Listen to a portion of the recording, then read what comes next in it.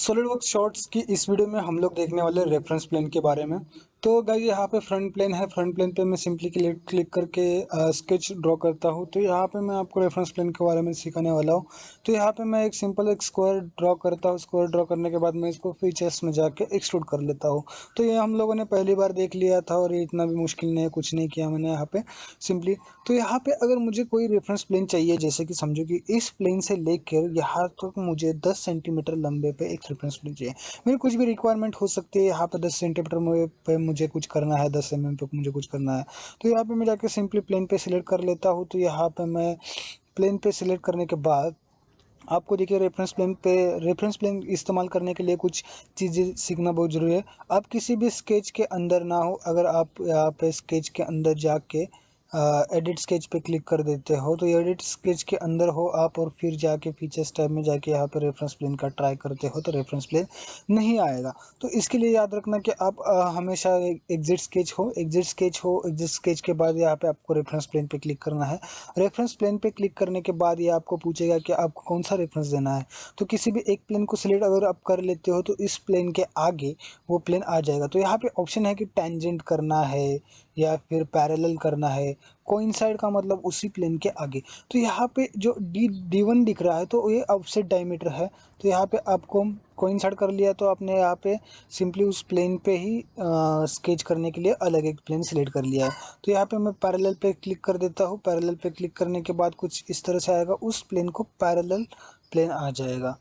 ठीक है। तो मैं यहाँ पे ऑफसेट पे ही अभी आपको दिखाता हूँ। ऑफसेट पे यहाँ पे मैंने 100 mm कर लिया, यानी कि 10 सेंटीमीटर कर लिया। तो यहाँ पे मैंने क्लिक कर लिया तो यहाँ पे मेरा एक प्लेन ड्रॉ हो गया।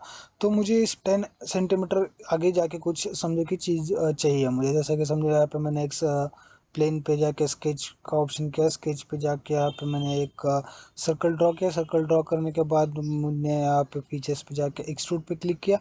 तो मुझे कुछ एक्सट्रूड पे क्लिक करने के बाद कुछ इस तरह से मुझे ऑब्जेक्ट चाहिए था जो मैंने ड्रॉ कर लिया है अभी।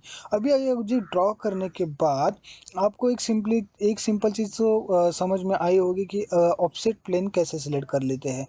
तो अगर समझो कि ऑफसेट प्लेन तो मैंने सेलेक्ट कर लिया, तो अभी इस ऑफसेट प्लेन के जरिए मैं कुछ और प्लेन कैसे सेलेक्ट कर, तो वो मैं आपको बताता हूँ। रेफरेंस प्लेन पे मैं क्लिक करके रेफरेंस प्लेन पे सिलेक्ट कर लेता हूँ। रेफरेंस प्लेन पे क्लिक करने के बाद में यहाँ पे इस सर्कल का जो आउटर पेरीमीटर है उस पर क्लिक कर देता हूँ। तो यहाँ पे इस देखिए कि इस तरह से उसके ऊपर एक प्लेन आपको दिखाई दे रहा है। तो इस प्लेन का भी आप बोल सकते हो कि इस प्लेन के साथ मुझे ये परपेंडिकुलर चाहिए या फिर पैरेलल चाहिए, आप बोल सकते हो। तो इस प्लेन के साथ वो प्लेन पैरेलल हो जाएगा। इससे आपको इस प्लेन पे ड्रॉ करने के लिए फीचर्स मिलेगा। तो मैं आपको फिर से ये चीज़ समझाता हूँ। तो यहाँ पे मैंने सिंपली रेफरेंस प्लेन पे क्लिक करके प्लेन पे सिलेक्ट किया। तो प्लेन को सिलेक्ट करने के बाद यहाँ पे आपको पहला रेफरेंस सिलेक्ट करना है। इसके मुझे यहाँ पे इस जो मैंने ड्रॉ किया हुआ है सर्कल, इसके टेंजेंट पे चाहिए। तो मैं यहाँ पे सिंपली टेंजेंट पे क्लिक करूँगा। टेंजेंट पे क्लिक करने के बाद मैं यहाँ पे जो मेरा प्लेन है वो कौन से साइड में चाहिए, समझो कि मुझे इस साइड पे चाहिए तो मैं यहाँ पे सिलेक्ट कर लूँगा और यहाँ पे पैरेलल पे सिलेक्ट कर लूँगा। तो ये ऊपर के साइड आ जाएगा, कुछ इस तरह से प्लेन बन जाएगा आपका। तो ये इस तरह से भी आप एक प्लेन सिलेक्ट कर सकते हो। अभी समझो कि मेरी कुछ ऐसी रिक्वायरमेंट है, जैसे कि समझो ये प्लेन है और ये प्लेन है। तो इन दोनों के प्लेन के बीच में सेंटर में मुझे कोई प्लेन चाहिए। तो मैं उससे कैसे कर सकता हूँ, सिंपल है। रेफरेंस प्लेन पे क्लिक करना है, प्लेन पर सेलेक्ट करना है। तो यहाँ पे फर्स्ट रेफरेंस जो है उसको, जो मैंने बाय डिफ़ॉल्ट सिलेक्ट हो गया तो मैं इसको डिलीट कर देता हूँ। तो फर्स्ट रेफरेंस आपको सिलेक्ट करना है ये प्लेन, और फिर दूसरा रेफरेंस आपको सिलेक्ट करना है तो ये प्लेन। तो उसके बीच में मिडल में एक प्लेन आपको दिखाई देगा, ये आपका प्लेन है जो आपने अभी ड्रॉ किया। तो इसका फ़ायदा क्या हो सकता है कि समझो रीप कमांड जो हम लोगों ने यूज़ करनी है आगे जाके। तो रीप कमांड क्या होती है कि सिंपली बेसिकली एक रीप तैयार होती है। तो मैं आपको दिखाता हूँ कि अगर समझो कि आपको कुछ इस तरह से ऑब्जेक्ट ड्रॉ करना है, तो मैं यहाँ पे आके इस प्लेन पे जो प्लेन है, प्लेन नंबर 3, तो यहाँ पे क्लिक करके पहले एग्जिट स्केच हो जाता हूँ। तो प्लेन नंबर 3 पे क्लिक करता हूँ, फिर एडिट स्केच के अंदर जाके क्लिक करता हूँ, फिर यहाँ से इस साइड से देखता हूँ और देखने के बाद मैं कुछ इस तरह से ड्रॉ करता हूँ। ठीक है। अगर समझो कि मुझे इस तरह से कोई रिब बनानी है सेंटर में, तो मैं इस तरह से बना सकता हूँ फीचर्स में जाके। एक्सट्रूड में जाके मिड प्लेन सिलेक्ट करूँगा। मिड प्लेन पे सिलेक्ट करने के बाद यहाँ पे मैंने समझो कुछ डायमेंशन दिया हो, मैं डिफ़ॉल्ट वही रख देता हूँ। तो डायमेंशन देने के बाद कुछ इस तरह से आपकी रिब बन जाएगी। तो अगर आपको ये चीज़ बनानी है, तो रिब बनानी है सेंटर में, तो आपको एक मिडल प्लेन सिलेक्ट करना बहुत ज़रूरी है। तो मिडल प्लेन सिलेक्ट करने के लिए सिंपली रेफरेंस प्लेन पे जाके 2 प्लेन सिलेक्ट करना है, उसके बीच में मिडल प्लेन आ जाएगा।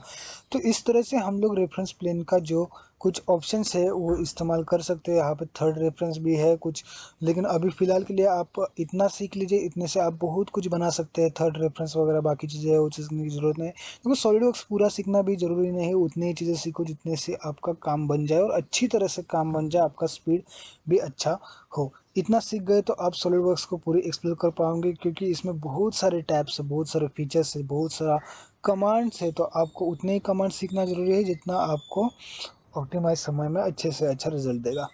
तो आज की वीडियो में इतना ही था।